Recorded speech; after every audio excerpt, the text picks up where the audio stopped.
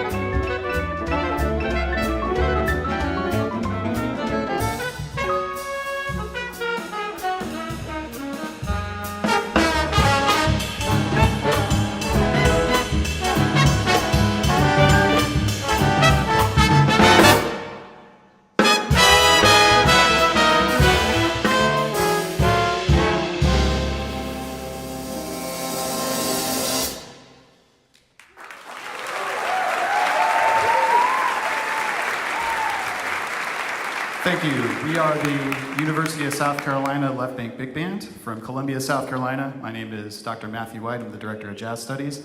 That was Vincent Gardner's Miracles for Danny Manning, and on that you heard from Patrick Reindl on the alto saxophone. The freshman phenom, Harrison Chandler on the alto saxophone. And back there, Josh Anderson on the drums. At this time, I'd like to welcome my colleague, Dr. Colleen Clark, to come up and conduct the band in a rendition of Duke Ellington's from the Queen Suite, Sunset and the Mockingbird.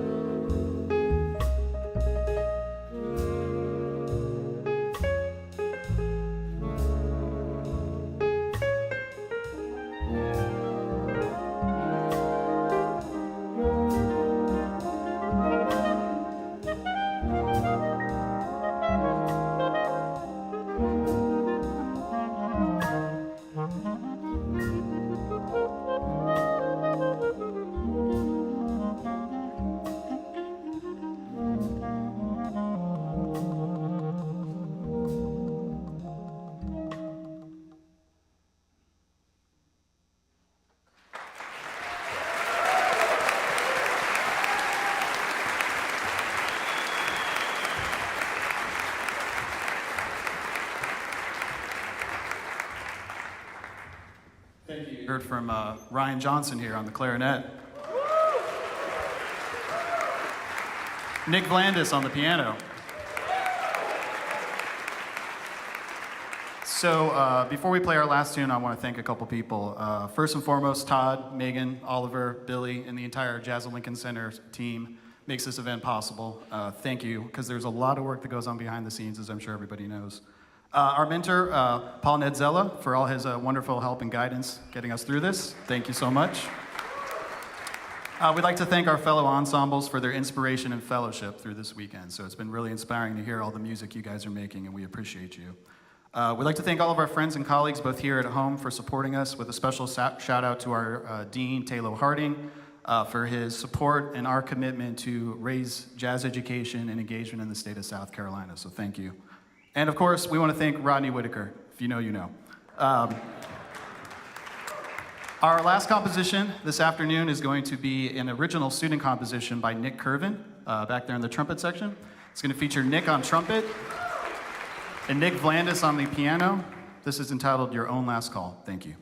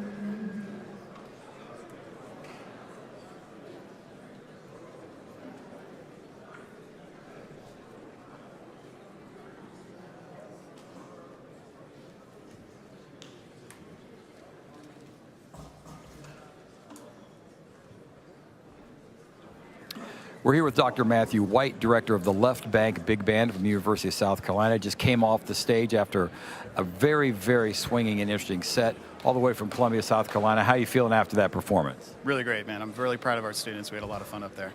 You've got a great ensemble sound. You've got like one of the most cohesive horn sound we've heard yet this morning, and a great lead trumpet player. You're the trumpet teacher, so obviously you should take some credit for that. I'll take a little bit of credit, but that's, yeah, James Rochester, man, he's a beast, yeah. Solid always solid, yeah.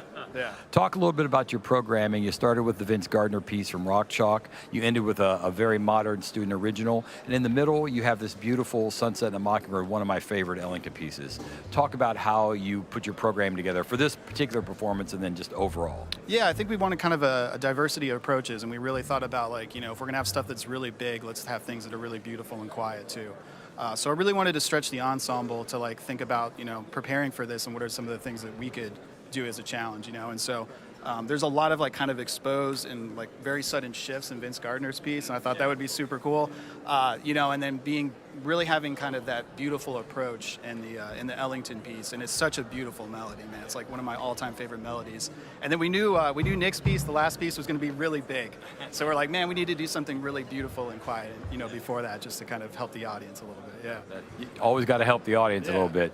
Talk a little bit about the investment the university and your community has made in jazz. There's a lot going on in Columbia, South Carolina. For people that don't know, get yourself to Columbia and hear some great jazz. Talk a little bit about that investment and what jazz has meant to Columbia, South Carolina. Yeah, so 5 years ago, our school hired 3 new jazz faculty, which is pretty incredible for a school to hire 3 faculty, me, Colleen, and Lauren. And part of that investment, too, is the university bought an old Methodist church and renovated it. So our kids call it the church, or the jazz church now. The church. But, you know, and so that investment and, like, us really working hard and kind of taking that investment and trying to run with it has been really amazing. We've gone from maybe, I think, 6 jazz majors to over 30 in 5 years, you know, and our ensembles have grown, and so it's really amazing time to be here, you know, and, like, we're just so thrilled, like, to get here in this amount of time. It's so cool.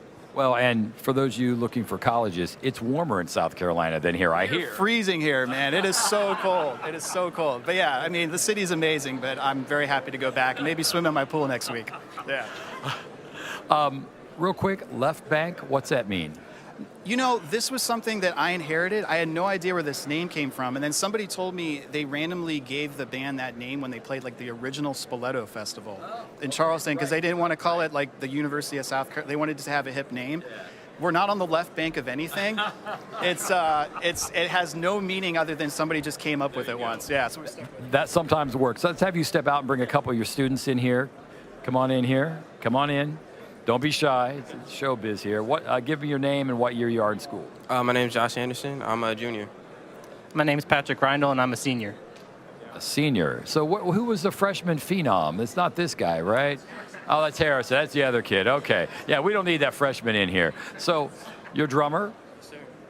How do you feel about that performance? I thought it went great. Trying to do a lot of, you know, envisioning and planning in my brain, but I couldn't even imagine, like, us doing that well, so I'm very happy about it. And how about you? It was an amazing performance, just very thankful to be on that stage and perform for everybody. How do you feel about being here in New York City and in the House of Swing? Oh, it's probably a dream come true for me, I'd say. Never done anything like it, so very thankful and honored to be here. And what are you doing this summer and next year? Any plans for the future? As of right now, just get in the shed, you know. And then what do you want to do? You want to be a player? You want to teach? What do you want to do? Grad school? What are you thinking? I'm thinking go out and play, but, you know, things change. And how about you? Plans for the future? Yeah, I'm a music education major, so I actually started my student teaching this week. Congratulations. Thank you so much. So the plan is to go teach at a middle school or high school program. So awesome. Well, stay in touch with us. We help out a lot of school, band directors, so we'll be happy to help you out. Look, congratulations, guys. The band sounded amazing. great performance, and you get to relax until combo performances tomorrow. So coming up, our final band for the morning session from Philadelphia, Pennsylvania, a former champion of the Rudin competition and a top 3 finisher last year, 2023, several years ago. Temple University, under the direction of Terrell Stafford. Coming up next here from the House of Swing Jazz Lincoln Center in New York City.